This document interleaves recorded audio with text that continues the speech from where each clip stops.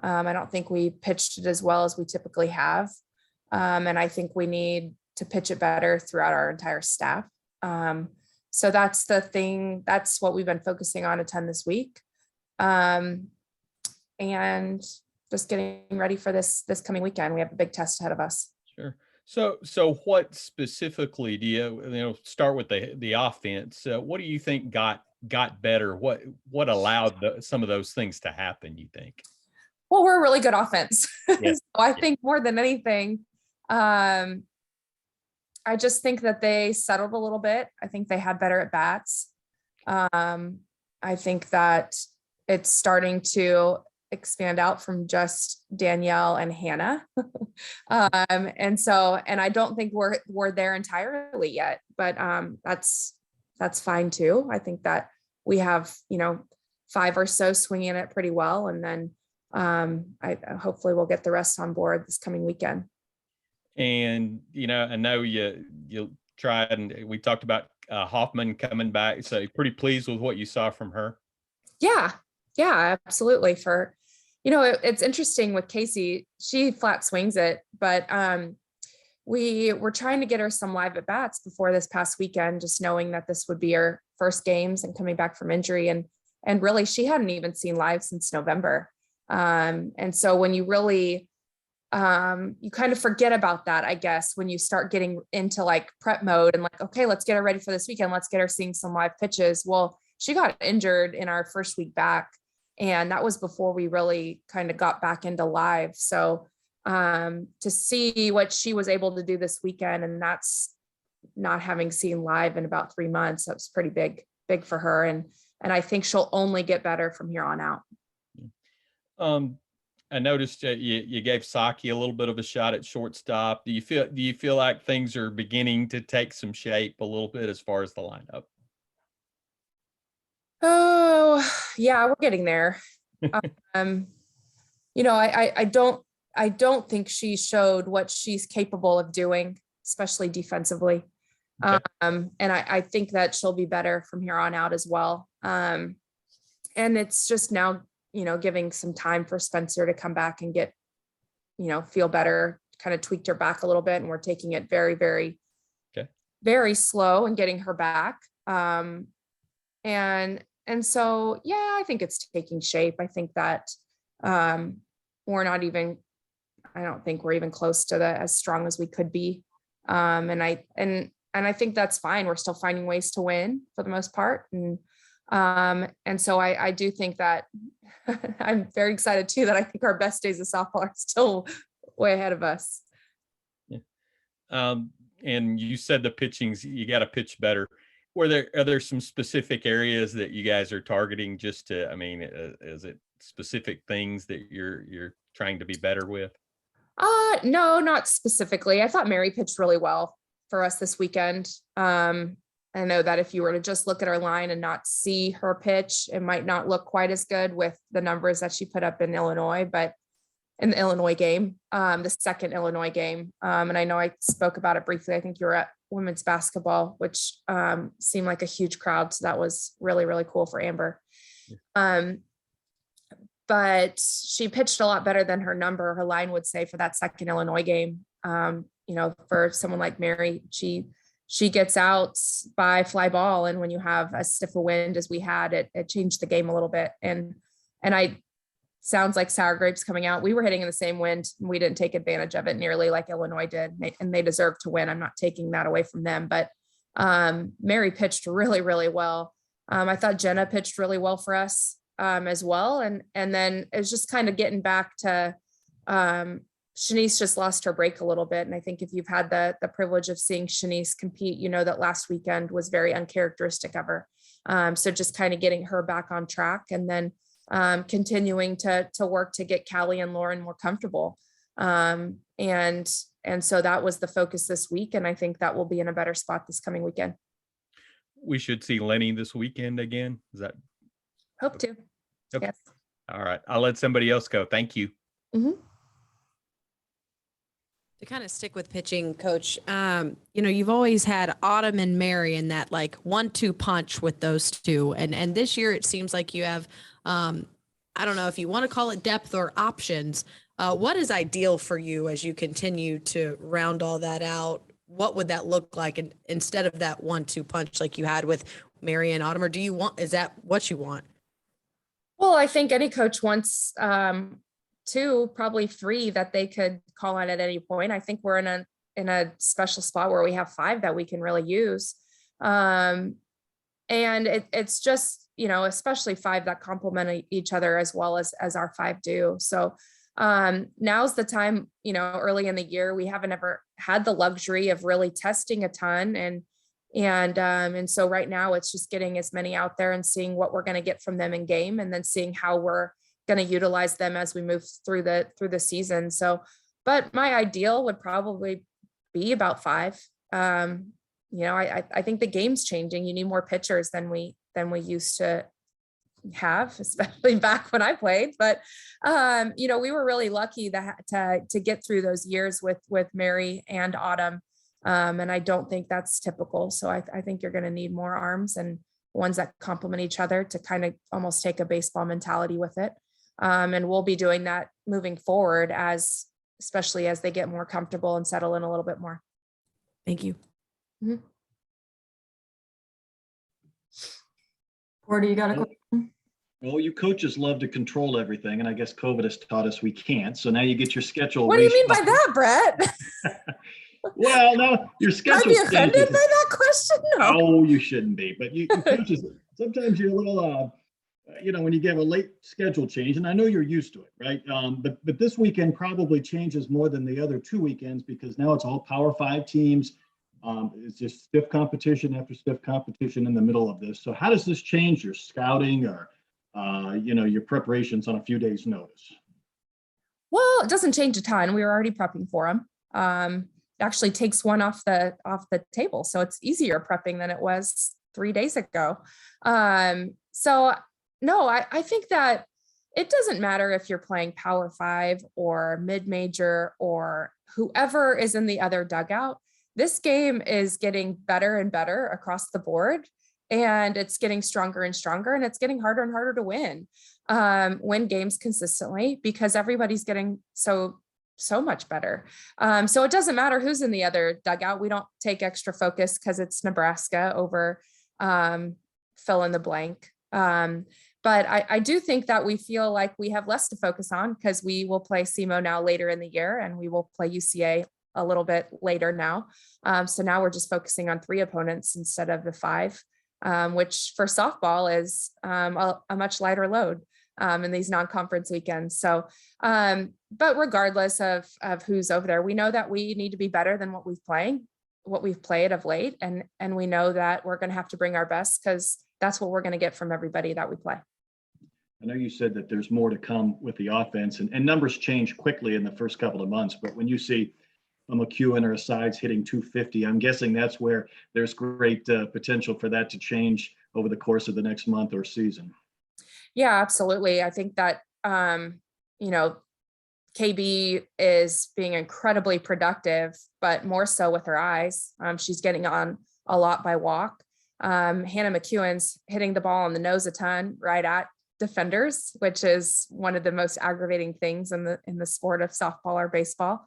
And I think that we, got to see Taylor swing it well off and on, but I think if you were to come watch her and know what she can do, she's one of the best hitters that's ever played for us. I think Gibby and Hannah are seeing the ball really well. We're going to see Lenny get back in the lineup. We're going to see some new ones. Casey, I thought, swung it really well. We're going to see some Reagan Kramer this weekend.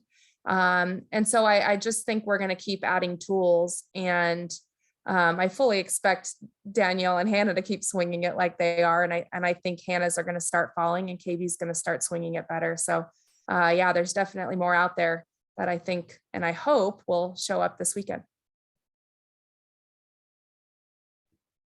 Coach, you're talking about KB and your transfers and just how well they've meshed so early in the season. And do you think that's really helped, like Danielle and Hannah, with their offense, because they're not feeling the pressure to pick up the slack? Maybe it's taken more of the transfers to mesh in with the lineup. Yeah, I think that's a good question for you to ask Hannah when it's her turn. I'd love to hear her answer.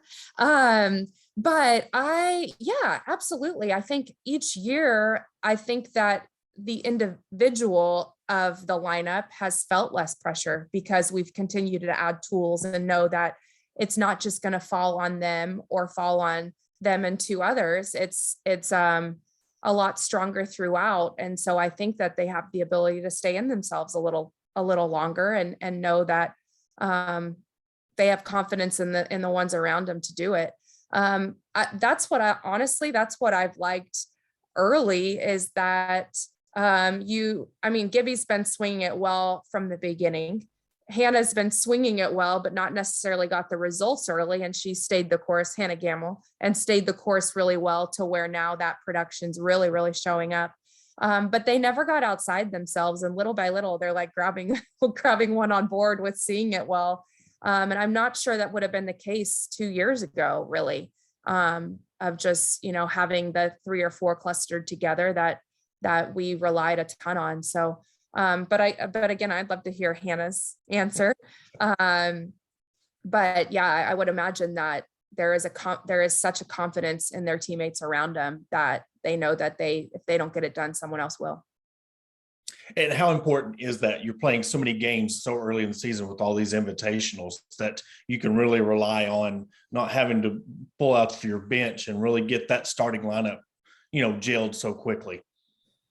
Yeah, well, I think that's really big. I honestly, Porter, think that that's part of what we're missing as well, not just on the offense. I'm going to shift the focus a little bit just away from the offense a little bit, but I think that's what we're missing so far is we aren't clicking yet. So we aren't clicking yet, but yet we're finding ways to get the job done more often than we're not.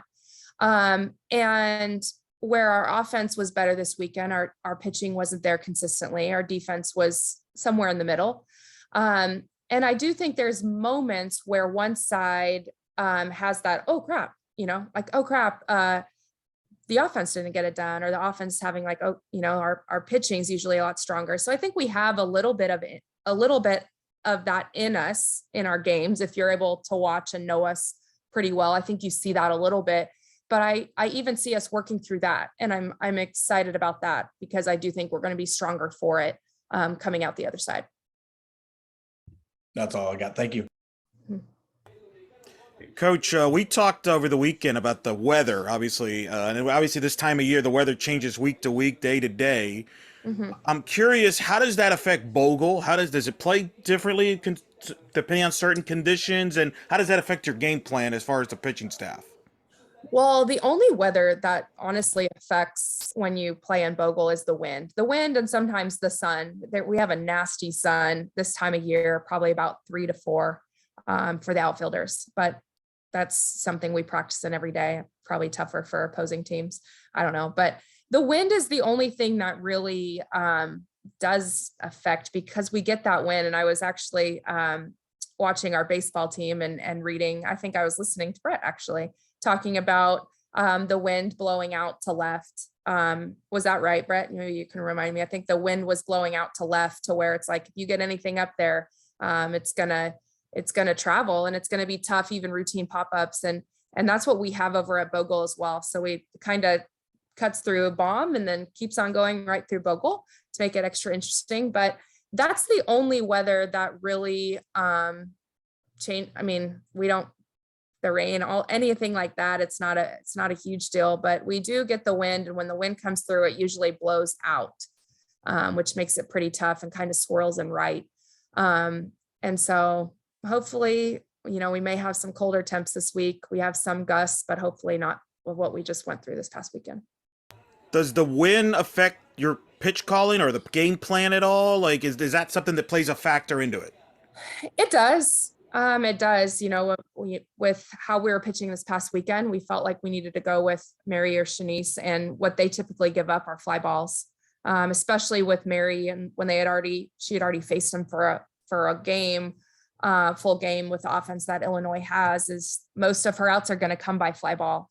And that's the tough thing in a game like that, is you just hope they don't get enough to where that gets up in the wind and get out. And Unfortunately, they did. So it does change. But we did feel like we needed to go with one of them, with just kind of where we are at. But I do think that we will have more options moving forward. And then my last question, obviously you got Louisville, Kansas, and Nebraska.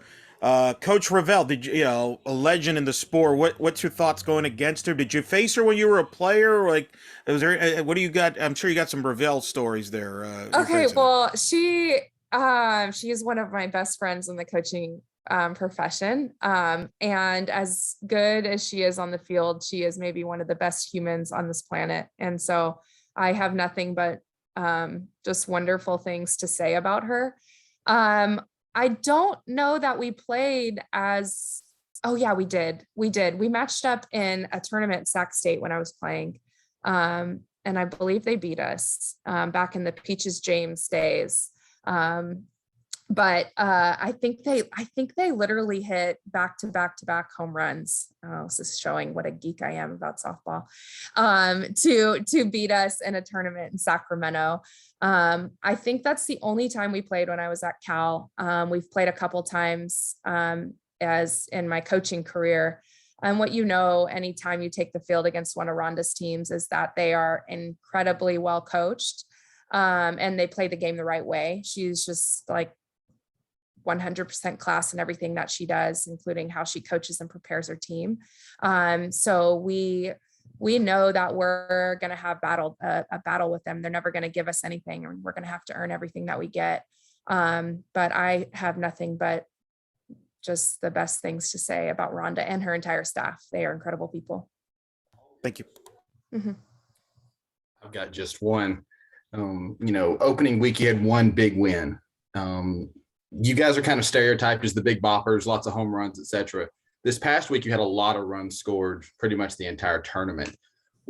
How does it change the vibe on the team, in the dugout, in the locker room when, you guys are kind of back to a lot of offense, hitting a lot of home runs, scoring a lot? Does it change it very drastically? Well, I think we had a lot more fun this weekend. I think Hannah would speak to that as well. I think when we're swinging well is when we that's what we're used to, I guess. I don't know if that makes sense, but when, I don't know if it's the chicken or the egg, whether we swing well and we're loose, or we're loose and then we swing well. But I think that you could see a lot more of our personality. I think you can see us being who we are in our games this weekend. And I think that's, a confidence in our offensive selves. I don't know. I hope that's the best I can say for that question. I love that Hannah just gets to sit there and listen, just judge me with her eyes and a big smile. I can't wait to hear you listen or answer that question, Han. Do we have any final questions for Coach Deifel?